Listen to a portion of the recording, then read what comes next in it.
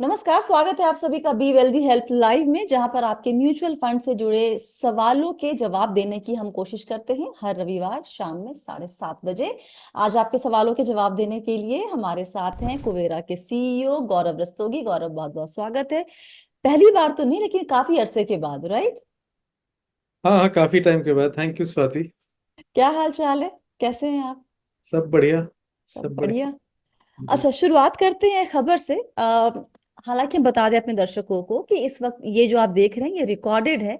और इसमें कल, इनफैक्ट संडे को, जब हम कल एक्चुअली लाइव सेशन कर रहे थे तो एक खबर आई थी क्वांट म्यूचुअल फंड से जुड़ी हुई कि वहां पर फ्रंट रनिंग का सेबी को अभी डाउट है। मतलब काम वाम चल रहा है, ढूंढाड़ी चल रही है, लेकिन पक्का कुछ भी नहीं मालूम है, रिपोर्ट नहीं आई है।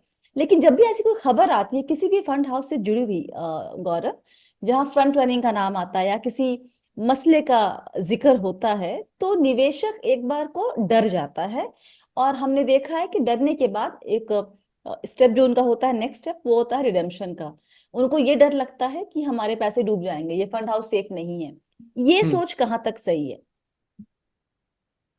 अम, पैसा जो है वो बाजार में इन्वेस्टेड होता है, स्टॉक्स में इन्वेस्टेड होता है। हम्म। फंड हाउस के पास नहीं। हम्म। फंड हाउस ने कुछ सही किया है, गलत किया है, फंड हाउस ने कोई रूल्स ब्रेक किए हैं, वो सेबी का काम है, वो फिगर आउट कर लेंगे। हम्म। आपके जो फंड का एनएवी है, हम्म। वो उसके अंडरलाइंग स्टॉक्स किस प्राइस पे ट्रेड कर रहे हैं उसी से डिसाइड होता है। राइट। करेक्ट। हम्म। और ये पैसा ऐसा नहीं है कि फंड मैनेजर अपनी जेब में रख के लेके घूमता है, या जो फंड के ट्रेडर्स होते हैं वो अपनी जेब में लेके घूमते हैं। राइट। पैसा आपका हमेशा मार्केट में इन्वेस्टेड रहता है। तो अगर फंड हाउस ने या फंड मैनेजर ने भी कुछ भी गलत किया भी है, हम्म। तो मतलब ये नहीं है कि आपके पैसे डूब जाएंगे। पैसे तो स्टॉक में इन्वेस्टेड है, अगर स्टॉक मार्केट गिरेगा तो वो गिरेंगे, अगर स्टॉक मार्केट बढ़ेगा तो वो बढ़ेंगे। हम्म। ये जरूर मुमकिन है कि आपका जो भी फंड हाउस है, जो भी आपके फंड मैनेजर्स हैं, वो डिस्ट्रैक्ट हो जाएंगे। अब उनके पास एक एक रेगुलेटरी कंप्लायंस इशू चल रहा है। हम्म। जो अपनी एफर्ट और एनर्जी वो पैसा मैनेज करने में लगाते हैं, हम्म। उसका काफी सारा टाइम एंड एफर्ट उनका चला जाएगा रेगुलेटर को। रेगुलेटर जो भी डिटेल्स मांगता है, जो भी उनको जवाब देने में बेसिकली। जवाब देने में। राइट। तो हम्म। वो पॉसिबल है, बट इसमें पैनिक की कोई जरूरत नहीं है। मतलब राइट। ये। ओके, चलिए आगे बढ़ते हैं। सवाल जवाब का सिलसिला। आपके सवाल का जवाब साद अंसारी जी का सवाल है। तो सबसे पहले इनका सवाल ये है कि इस बात के चांसेस कितने हैं कि हमारा बाजार चाइना और जापान के स्टॉक मार्केट की तरह क्रैश करे, परफॉर्म ना करे काफी लंबे वक्त तक। अ, चाइना हालांकि एक अमेजिंग ग्रोथ मार्केट है, लेकिन वहां का भी स्टॉक मार्केट काफी वक्त तक परफॉर्म नहीं कर रहा था। तो इस डर, ये बेसिकली एक डर है लोगों में कि यार इतनी तेजी देखने को मिल रही है, कहीं ऐसा तो नहीं कि ये एक लंबा बुल रन दिख गया है, अब इसके बाद जो फेज आएगा वो चाइना और जापान की तरह हो जाए। तो किसी भी चीज की अगर आप देखें तो प्रोबेबिलिटी तो हमेशा नॉन जीरो ही होती है। जी। पर ये दोनों केसेस बहुत डिफरेंट हैं। हम्म। अ, जापान को लोग बहुत यूज करते हैं एज एन एग्जाम्पल, जी। क्योंकि 1980s में जापान, जापानीज स्टॉक मार्केट, उनका real estate market, it all did very very well. Hmm. Now the problem is कि जापान मार्केट ने इतना अच्छा परफॉर्म किया कि it was massively overvalued in the 80s। मैं आपको कुछ कुछ जैसे कुछ नंबर्स बताता हूँ। Right. Hmm. From 1980 to 1980, I think 8 या 9 साल में the market went up 6x। Okay. um, it was the largest stock market in the world at 45% of the global stock market. Today it is 6%, right? जबकि उनकी हम्म। Economy इतनी बड़ी नहीं थी, हम्म। but it became the largest stock market in the world, even larger than US. US stock market at that time was, I think, 33%. Okay. जो imperial palace है Tokyo में, hmm. It's 3.4 square kilometre land area. Hmm. The price of that real estate was worth more than the entire real estate of California. मतलब California एक बहुत बड़ा state है US में। Correct, correct, तो आप करेक्ट। ऐसा मान लीजिए कि नवी मुंबई में या कहीं पे एक बड़ा सा कोई पैलेस बना लेता है और उसकी पूरी की पूरी वैल्यू दिल्ली से ज्यादा हो जाती है। हम्म। तो जब ओवर वैल्यूएशन इतना एक्सट्रीम हो जाता है, हम्म। तो फिर कोई बड़ी बात नहीं है यार कि मार्केट को 10-20 साल लगते हैं to come back to normality, hmm. right? Okay. China की उल्टी स्टोरी है. Hmm China is a growth country, उनकी जीडीपी ग्रोथ है. दे हैव बीन द मतलब China has been the growth driver of the world, इसमें कोई doubt नहीं है, राइट? हम्म। वहां प्रॉब्लम यह है कि लोगों को फेथ नहीं है गवर्नमेंट पे. ओके। क्या गवर्नमेंट कैपिटलिस्ट को, गवर्नमेंट मार्केट पार्टिसिपेंट्स को प्रॉफिट लेने देगी कि नहीं, इस पे बहुत ज्यादा इश्यूज आते हैं. उन अलीबाबा के साथ जो हुआ, हम्म अलीबाबा की ग्रोथ को कर्टेल कर दिया गया. ऑनलाइन एजुकेशन के पूरे सेक्टर को overnight, that sector was it disappeared, right? एकदम हम्म 0% कर दिया. हम्म तो चाइना के साथ लोगों को प्रॉब्लम ये है कि यार, इवन दो कंट्री अच्छा कर रही है, कंपनीज अच्छा कर रही हैं, ग्रोथ बहुत है, पर उस ग्रोथ का शेयर इन्वेस्टर को मिलेगा कि नहीं मिलेगा ये किसी को नहीं पता. तो चाइना में उल्टा प्रॉब्लम चल रहा है. ओके। अगर आप स्टॉक मार्केट के पर्सपेक्टिव से देखते हैं तो वहां का स्टॉक मार्केट बहुत चीप है. हम्म प्राइस टू अर्निंग्स ले लीजिए, प्राइस टू कैश फ्लो ले लीजिए, कोई भी ले लीजिए, राइट? इंडिया में फॉर्चुनेटली सो फार इन दोनों में से कोई भी इश्यूज लागू नहीं. अभी हमारा मार्केट जो है 25-27 फॉरवर्ड पी पे है, लार्ज कैप्स. हम्म। कोई एक्सेसिव ओवर वैल्यूएशन नहीं है. ओके। ग्लोबल स्टॉक मार्केट का we are like what 3-4% only. Hmm. कोई एक्सेसिव ओवर वैल्यूएशन नहीं है. हम्म रियल एस्टेट इज, आप कंट्री के अंदर देखोगे तो ठीक है, एक्सपेंसिव लगता है, but from global standards real estate भी कोई एक्सपेंसिव नहीं है. ओके। तो वाइल ये ठीक है, अगर कोई आपको जापान का चार्ट दिखा देता है और फिर बोलता है देखो यार 30 साल तक मार्केट ने कुछ नहीं किया, तो आई अंडरस्टैंड ये लोग क्यों डर जाते हैं. हम्म बट ये एप्पल्स टू एप्पल्स कंपैरिजन नहीं है. जब Japanese market was very very over valued hmm 1989 में, जब वो मार्केट पीक किया था, hmm for a small country, Japan जैसे छोटे से देश को अगर आप 45% ऑफ ग्लोबल स्टॉक मार्केट बना देते हैं तो फिर करेक्शन तो लंबा ही होगा. करेक्ट। तो साद अंसारी जी को ये कह सकते हैं कि ज्यादा डरने की कोई जरूरत नहीं है, हमारे हालात उन दोनों जो नाम लिए गए हैं उनसे बहुत अलग हैं। और हाँ. हालांकि एकदम से नहीं कह सकते कभी ऐसा नहीं होगा, लेकिन हाल फिलहाल में ऐसा होने की उम्मीद नहीं है। अगला सवाल, नाम नहीं पता इनका। उन्होंने लिखा है कि अगर जब मैं एसटीपी के जरिए डेट से इक्विटी सेम फंड हाउस में ही अगर पैसे डाल रहा हूं, तो क्या मुझे सेम डे एनएवी मिलेगी? और ये एनएवी वाला सवाल हाल फिलहाल में ज्यादा इसलिए भी आ रहा है क्योंकि ये मसला हुआ था कि लोगों ने एक दिन, जिस दिन बाजार गिरा रिजल्ट का, इलेक्शन रिजल्ट के दिन, उस दिन लोगों को सेम डे की एनएवी नहीं मिली, हालांकि उन्होंने कट ऑफ टाइम के बहुत पहले ही अपना ट्रांजैक्शन कंप्लीट कर लिया था अपनी तरफ से एटलीस्ट। तो शायद वहां से ये निकल के आ रहा है कि चलो मान लो कि अभी मेरे अकाउंट से अगर मैं डायरेक्टली म्यूचुअल फंड की वेबसाइट पे जाके भी कर रहा हूँ तो भी मेरे अकाउंट से निकल रहा है और वहां जा रहा है, और कुछ ये लंबा प्रोसेस फिर भी हो सकता है। लेकिन अगर मैं एक ही फंड हाउस में एसटीपी कर रहा हूँ तो भी क्या ये मसला हो सकता है?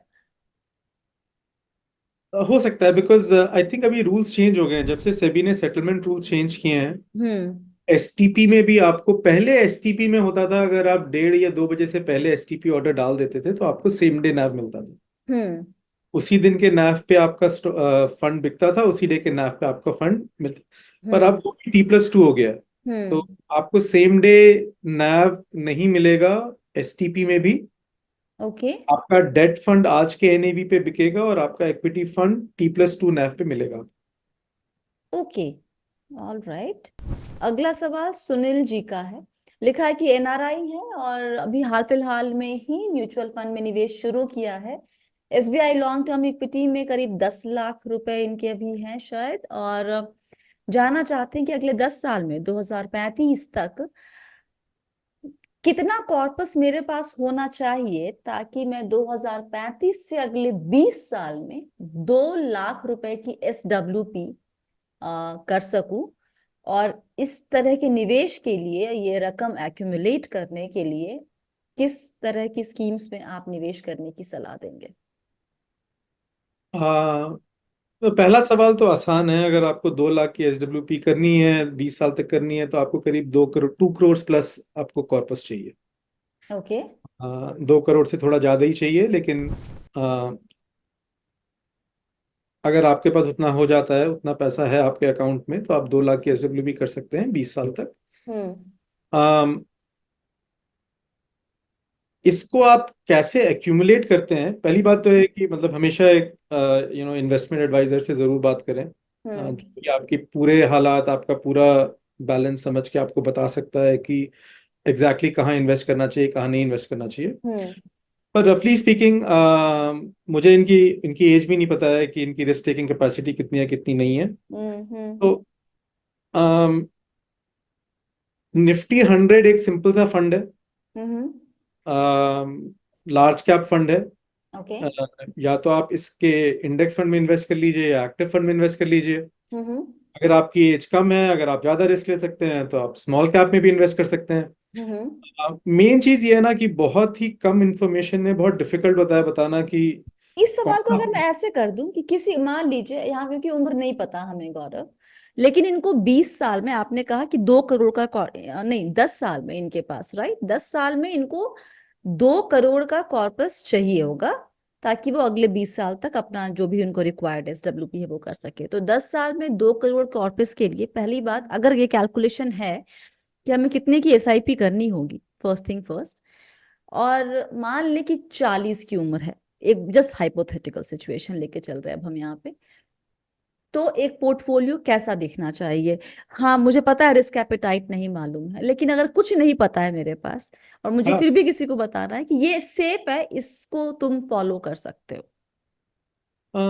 2 करोड़ के मतलब 10 साल में 2 करोड़ के लिए SIP कितनी चाहिए, at the top of my head मुझे नहीं पता होगा, बट 40 साल की अगर उम्र मान के चलते हैं तो आई वुड से 60-70% आराम से इक्विटी फंड्स में इन्वेस्ट कर सकते हैं। ओके। 30-40% डेट फंड में इन्वेस्ट कर लें। ओके। जो इक्विटी इन्वेस्टमेंट है, सबसे इजी तरीका है इक्विटी इन्वेस्टमेंट को 50% large cap, 25% small cap, 25% mid cap, okay. और इसी को आप अपना बस रीबैलेंस करते रहिए।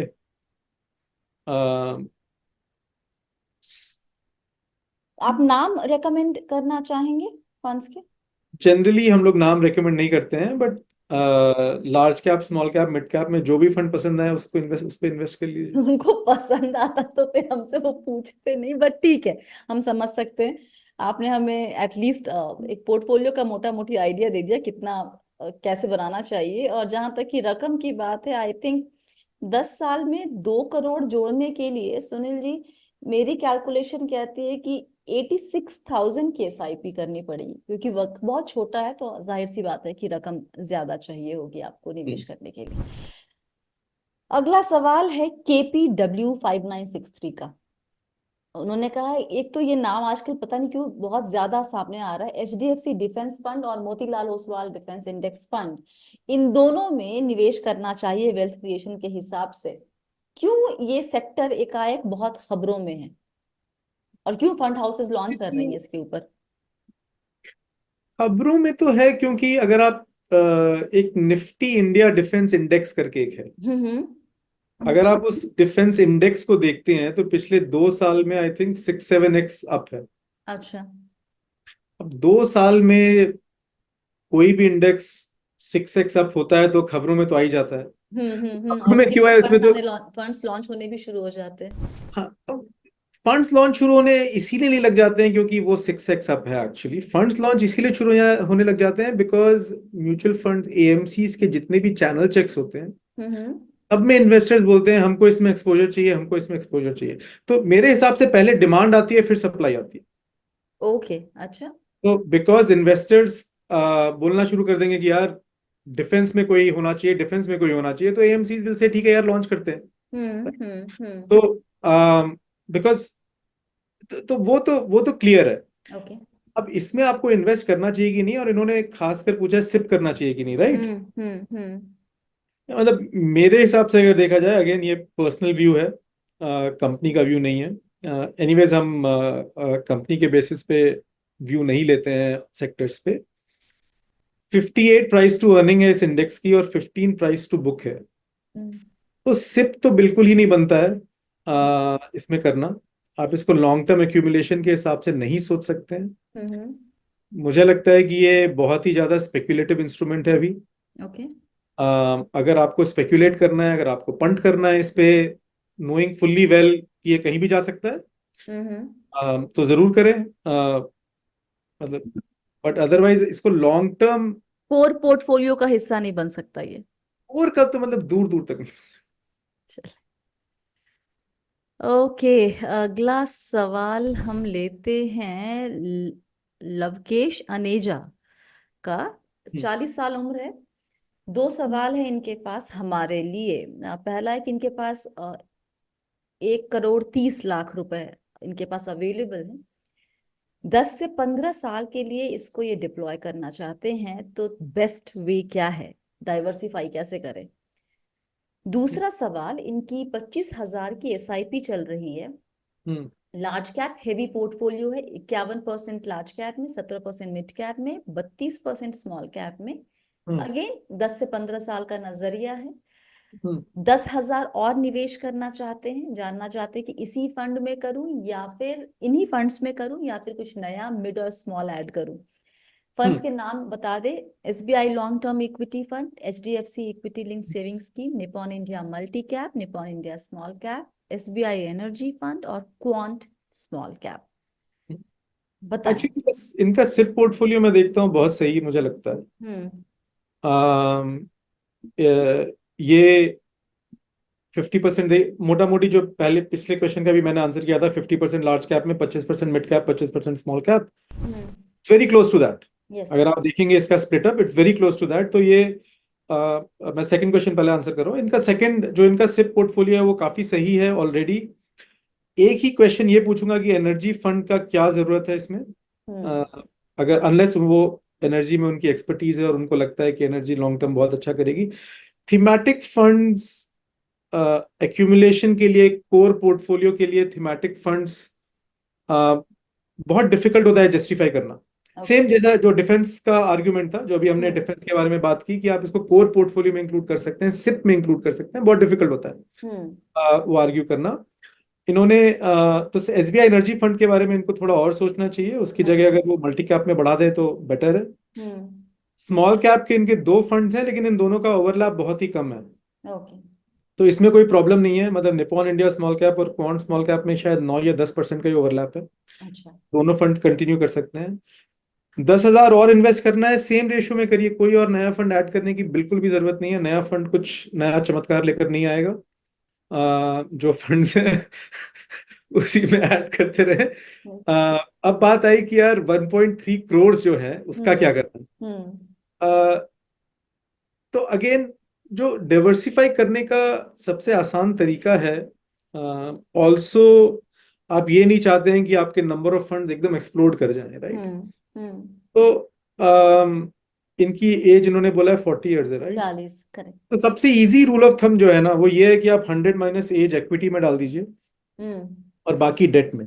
हम्म। इनके हिसाब से क्या होगा, 60% इन्होंने इक्विटी में डाल दिया, हम्म। 40% डेट में डाल दिया। हम्म।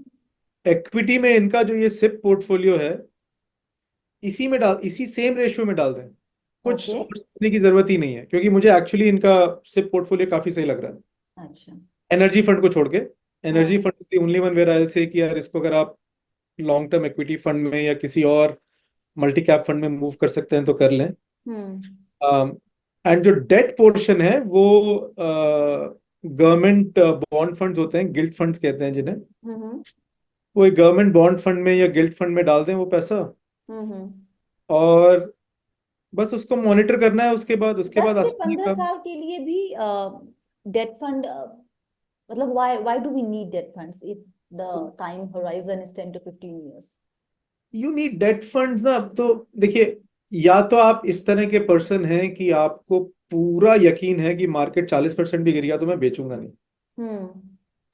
डेट फंड क्या करता है कि यार अब मार्केट 40% गिरा, हम्म। तो आप होगा क्या, आपका डेट फंड तो मुश्किल से 5-10% गिरेगा। हम्म। आपकी asset allocation will become like 40% equity, 60% debt. Hmm. At hmm. market lows, you have an opportunity to sell the debt fund and buy equity, हम्म। क्योंकि अदरवाइज आपके पास पैसे ना हो। Now, okay. अगर आपके पास इतना सेल्फ कंट्रोल है कि यार मैं कभी बेचूंगा ही नहीं, हम्म। चाहे हम्म। मार्केट 80% भी गिर जाता है मैं नहीं बेचूंगा, हम्म। फिर आपको एसेट एलोकेशन की जरूरत नहीं है। ओके। फिर आप 80-90% डालिए इक्विटी में, आप 100% डाल दीजिए इक्विटी में। पर हम्म। बी प्रिपेयर्ड कि अगर मार्केट 60% गिरा, 50% गिरा, तो आपका पोर्टफोलियो का वर्थ 50% गिर जाएगा और आपके पास कोई बैलेंसिंग कैश नहीं रहेगा जी। To invest at loss. Hmm. So more the जो एसेट एलोकेशन का बेसिक प्रिंसिपल है, डेट फंड्स और जो डेट पोर्टफोलियो है, that acts as a counter weight to risk taking. Okay. हाँ, ओके, अगला समीर जी का सवाल है। ये सवाल हमने पूछा है कि निफ्टी नेक्स्ट 50 इंडेक्स और मिड कैप 150 इंडेक्स को जरा कंपेयर कर दीजिए। लार्ज कैप और मिड भाई, कैप को क्यों कंपेयर करना चाहिए? मतलब ये सवाल ही मुझे थोड़ा लगा कि यार, ये मतलब कंपेयर का मतलब क्या होता है, एक तो हाँ, अ, बेसिकली मुझे लगता है जितना मेरा इंटरेक्शन हुआ है बीते 5-6 साल में अपने हाँ, सब्सक्राइबर से, अ, बहुत कम लोग कैरेक्टर को चेक करते हैं कि भाई ये कैसे चलता है, इसकी चाल कैसी रहती है डाउन टर्न में या फिर जब बाजार ऊपर जाता है तब। नॉर्मली सीधा सीधा नहीं पूछ पा रहे तो इनडायरेक्टली पूछ लेंगे कि भाई रिटर्न किस में बेहतर मिलेगा। हाँ। तो सिंपल, अगर आप सिर्फ एक्सपेक्टेड रिटर्न की बात करती हैं, हम्म। तो मिड कैप 150 में एक्सपेक्टेड रिटर्न ज्यादा मिलना चाहिए, ओके। बहुत सिंपली। और अगर आप हिस्टोरिकली देखते हैं पिछले 3 साल 5 साल में, हम्म। ये ट्रू भी है। बट मिड कैप 150 में एक्सपेक्टेड रिस्क भी हायर है। हम्म। तो अगर निफ्टी नेक्स्ट 50 आपका 20% 30% गिरता है, तो मिड कैप 150 आपका 40-50% गिर सकता है, राइट।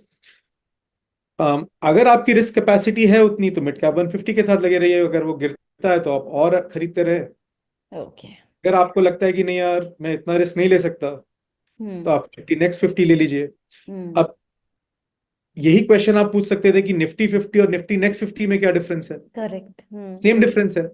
तो जिस तरह से आपकी रिस्क एपेटाइट है, उसके हिसाब से किसी के लिए निफ्टी 50 अच्छा है, किसी के हम्म। लिए निफ्टी नेक्स्ट 50 अच्छा है, किसी के लिए मिड कैप 150 अच्छा है। फंड या इंडेक्स कोई बुरा नहीं होता है। कंपेयर का मतलब ये नहीं कि ये इससे अच्छा है, ये इससे बुरा है। हम्म। अगर आपकी रिस्क एपेटाइट है, तो स्मॉल कैप 250 भी आपके लिए बहुत अच्छा है। मिड कैप 150 पे क्यों रुके? हम्म। अब तो माइक्रो कैप 150 भी लॉन्च हो जाएगा बहुत जल्दी। माइक्रो तो कैप स्मॉल आया कैप हुआ है ना, किसी ने तो लॉन्च किया हुआ है ऑलरेडी एक माइक्रो कैप फंड। ऑलरेडी हो चुका है, मुझे पता है, हम्म। शायद खबर नहीं आई होगी। तो मेरा मतलब ये है कि एक कंटिन्यूम है ये। हम्म। 50 से शुरू होता है और माइक्रो कैप 250 पे खत्म होता है, ये पूरा एक कंटिन्यूम है। ओके। इसमें ना कोई फंड अच्छा है, ना कोई फंड बुरा है। या। आपके रिस्क को अगर सूट करता है, तो आप सबसे रिस्कीएस्ट फंड लीजिए इस कंटिन्यूम में से, और फिर इन्वेस्ट करते रहिए। करेक्ट। आखिरी सवाल सूर्य प्रताप सिंह जी का, 35 साल उम्र है, अभी तक कोई निवेश नहीं है। हम्म। रिसेंटली म्यूचुअल फंड इन्वेस्टमेंट के बारे में थोड़ा थोड़ा समझना शुरू किया है, लेकिन बाजार अभी एकदम ऊंचाई पर दिखता है। 40 लाख इनके पास एक मुश्त रकम है। जानना चाहते हैं कि कैसे मैं इसे इन्वेस्ट करूं। साथ में ये 70-80 हजार रुपए की एसआईपी भी कर सकते हैं। हम्म। तो हालांकि यहाँ पे इन्हें फंड्स के नाम भी जानने की जरूरत है, लेकिन ये वो ठीक है। आई थिंक इन्होंने कभी इन्वेस्टमेंट पहले किया नहीं या है। नहीं है कभी भी या। तो सेम जो जो मेन एसेट एलोकेशन रूल है ना, वो तो नहीं चेंज होगा। हम्म। 65% आप इक्विटीज में इन्वेस्ट करिए, 35% डेट में करिए। अच्छा। क्योंकि उन्होंने पहले कभी इन्वेस्ट किया नहीं है। हम्म। जो 65% इक्विटी में कर रहे हैं, वो 50% एक large cap index Nifty 50 index, hmm. 25% in a mid cap index, and twenty hmm. Five percent in a small cap index. Okay. क्योंकि अभी ये, अगर इन्होंने अभी इन्वेस्टमेंट करना शुरू किया है, तो इंडेक्स फंड्स इजीएस्ट हैं। एक्टिव फंड सिलेक्ट करने के लिए बहुत टाइम लग जाएगा। जी। जी। सिप भी उन्हीं फंड्स में करें, सेम रेशियो में करें। ओके। और 35% अपना गिल्ट फंड में इन्वेस्ट कर दें, और 35% अपना गिल्ट फंड में सिप भी शुरू कर दें। ऑलराइट। तो ये बता दे गौरव, इंडेक्स फंड चुनते वक्त किन बातों का ख्याल रखेंगे कि सब तो एक ही इंडेक्स को फॉलो करते हैं, तो क्योंकि बहुत पहली बार कर रहे सिंपलिस्टिकली हैं देखा तो। जाए ना, हम्म। बहुत ही सिंपलिस्टिकली देखा जाए तो एक्सपेंस रेशियो कम होना चाहिए, हम्म। और एयूएम डिसेंटली बड़ा होना चाहिए। अच्छा। ओके।